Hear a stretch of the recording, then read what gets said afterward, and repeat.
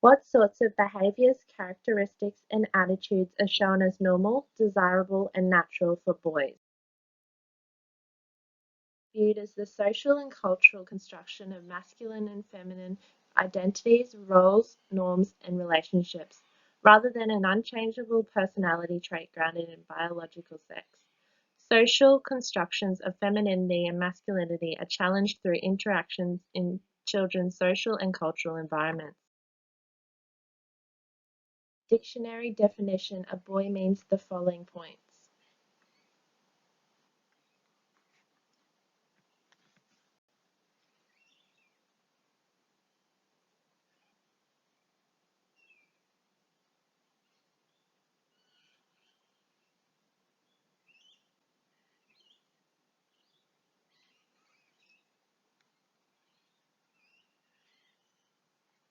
However, what does this definition mean? The word boy, I instantly picture a child. That child is not dressed a certain way or has certain physical traits. The simple dictionary definition of boy, however, develops a perspective of what a boy is. It states a young man who lacks maturity, judgment, etc. This statement has formed into the term be a man. It is forming a basis that all men and boys must be strong, tough, and confident. The definition also highlights the traditional roles in which boys undertake, these being businessmen, military, and gamblers, etc., in today's society. These roles are no longer traditional to boys but both genders. However, the definition is highlighting the perspective that many still withhold. Early adolescence, from ages 10 to 14, is a period of increased expectations for boys and girls to endure to socially constructed and often stereotypical norms that perpetuate gender inequalities.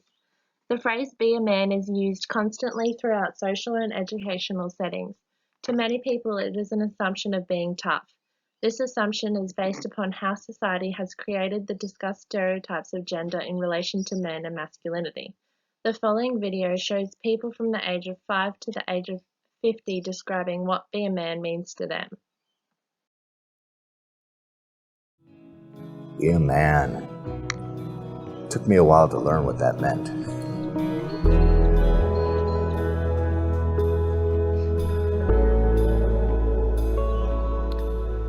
Act tough? Be a man?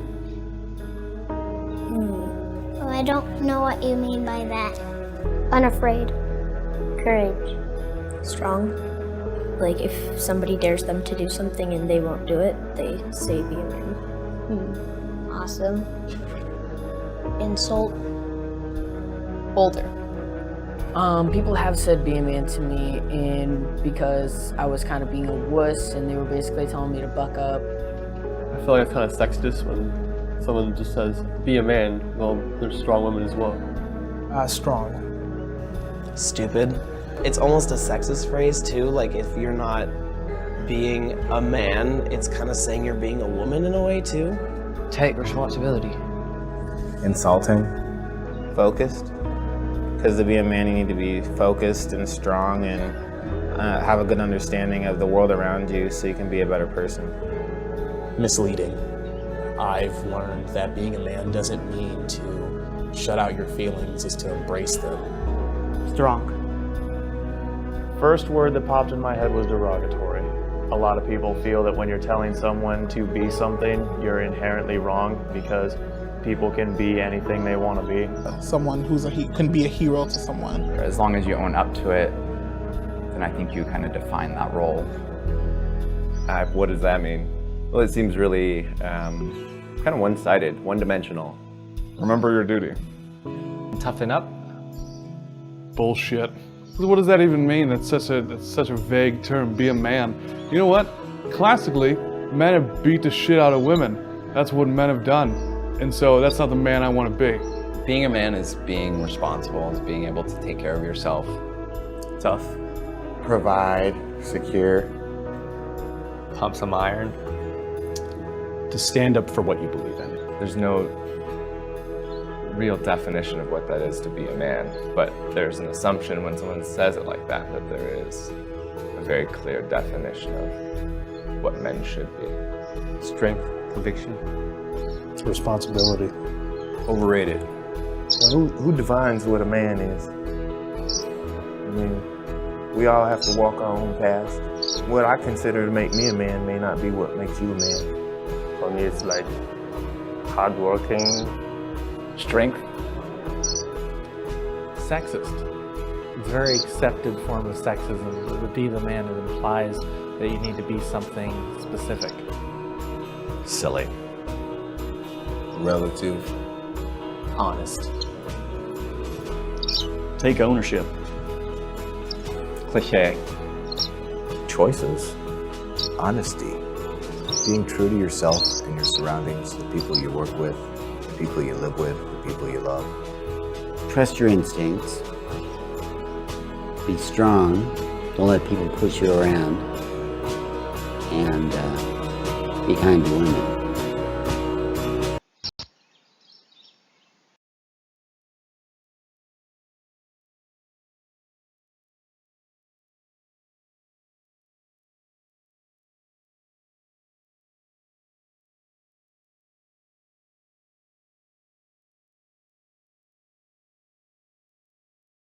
Mask we live in.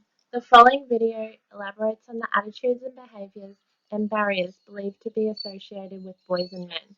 The video shows that men should be able to show and discuss their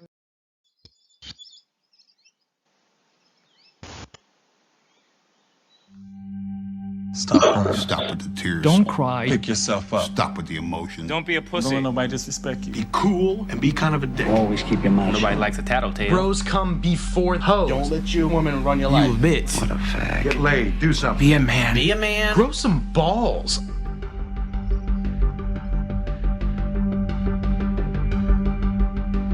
The three most destructive words that every man receives when he's a boy is when he's told to be a man.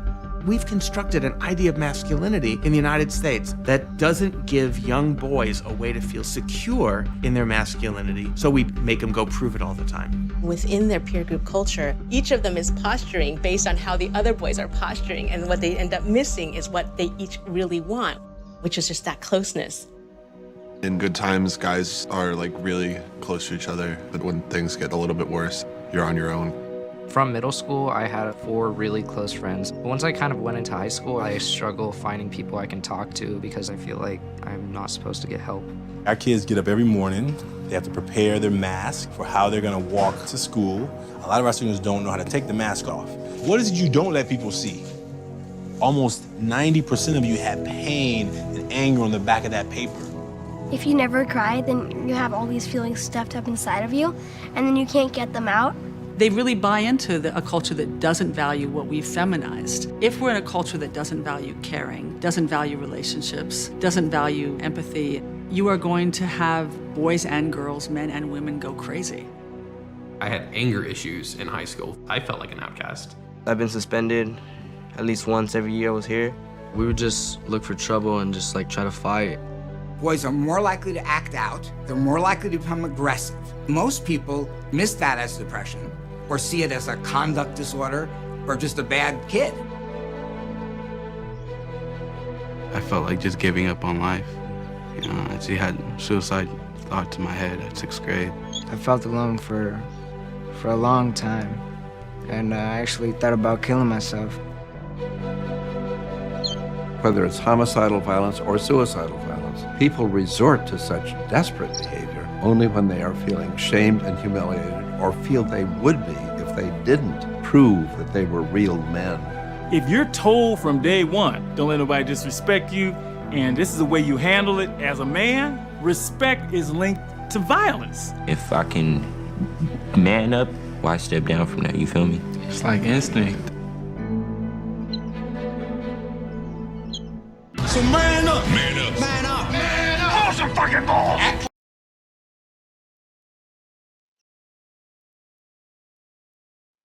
Evidence suggests that male behaviour is driven by biology and shaped by socialisation. According to research conducted by Tony Parrish, all children start off anatomically identical.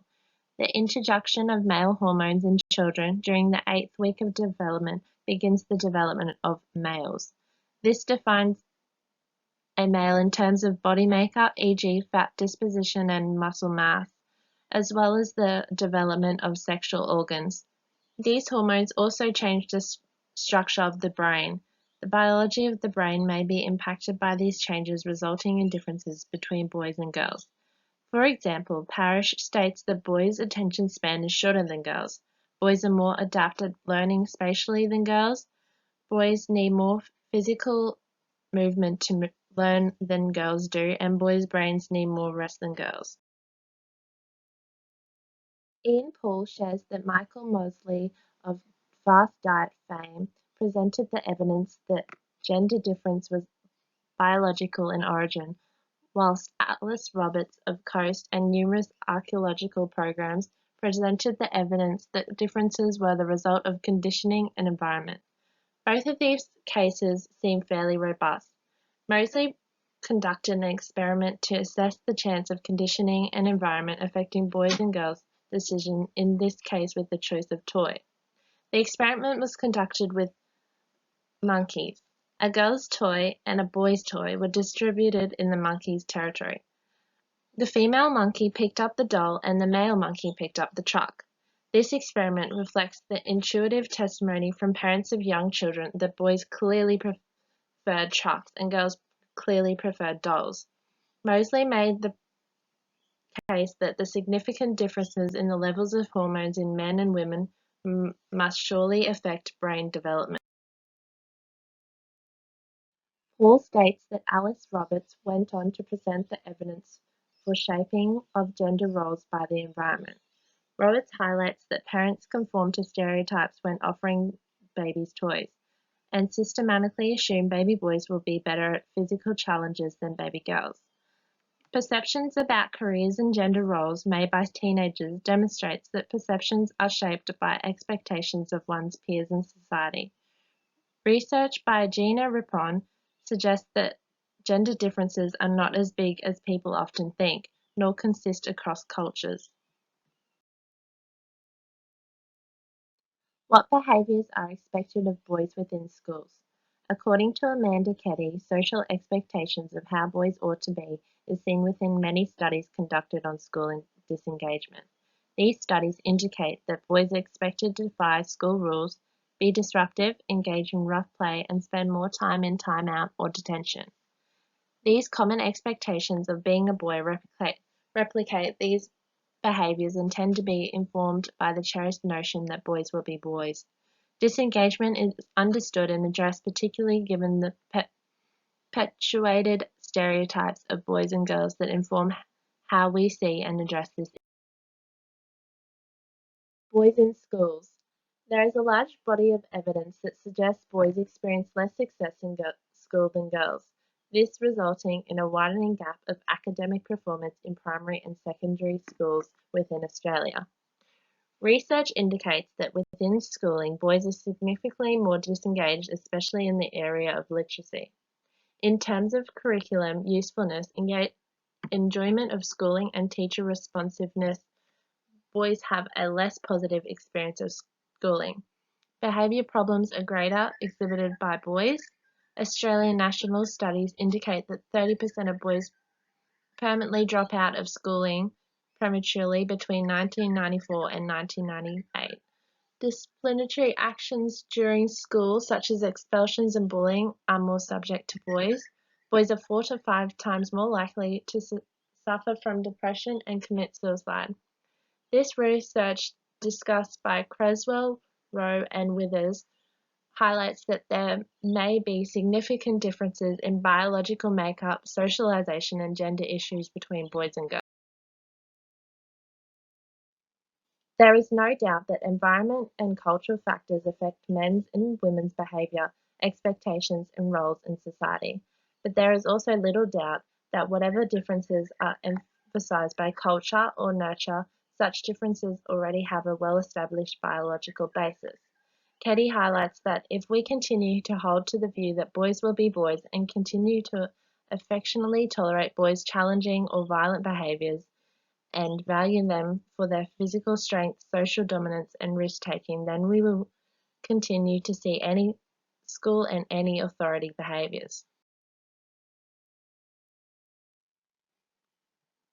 All right, a new debate is brewing over a potential gender gap in our education system. Some say schools are being too nice to girls and too harsh with boys. Here are the facts. Preschool boys are nearly 5 times more likely to be expelled than girls. In grades K through 12, boys account for nearly 70% of all suspensions. Are zero-tolerance policies to blame, or is something else going on? Christina Hoff thought about that and wrote a book about it. She is Christina Hoff Summers and is an AEI scholar and author of this book, The War Against Boys. You say the boys are the have-nots in our education system. When did that happen?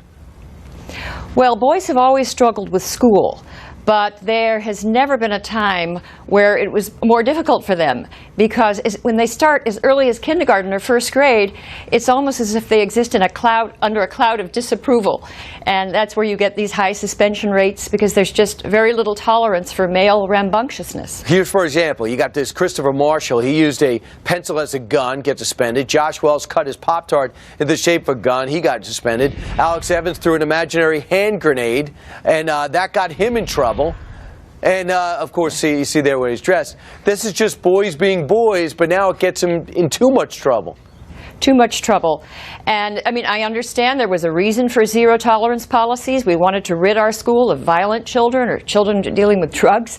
That's understandable. But this policy has been misapplied, and boys are paying a very high price. And what is that price? Well, for example, little boys. And this is true cross-culturally. Their characteristic play is rough and tumble play. Right. There's a lot of mock fighting, sound effects. It's a critical part of their socialization. Yet in many schools, boys are not allowed to play that way. They will even be punished. And